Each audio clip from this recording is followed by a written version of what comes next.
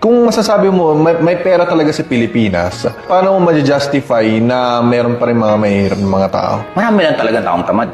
Tapos, ginagawan tamad. May 4Ps tayo sa government. Bakit binibigyan ng pera yung mga taong hindi nagtatrabaho? May tao kasweldohan mo pero hindi mo, o kahit wala kang gawin, bibigyan kita. Magtatrabaho po ba yan? Masyado natin binibida for the poor, mga slogan ng politiko, lagi for the poor, for the poor, for the poor. Eh bakit hindi ang ayusin yung mga nagtatrabaho? Bakit hindi lagyan ng mga benefit na dagdag yung mga nagtatrabaho maayos para yung mahihirap, mamamotivate na ayusin ko buhay ko para maging katulad din nila ako. Eh laging yung mahirap, binibigyan ng bahay, binibigyan libreng tirahan, imbis yung nagtatrabaho sana ang bigyan na lang, eh ngayon, lalo yung mahirap, magiging mahirap na lang ako.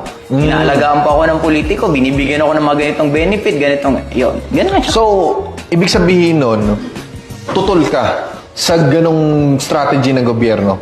Paano matututo ang isang tao kung ibibaby mo? Sa Diba bagay. parang ako, may anak ako. Anak ko pag nadapa, stand up. Yung noon na magulang, ay, kawawa, ganun. Ako hindi, pag nadapa, tayo. Hindi matututo ang isang tao kung ibibaby mo.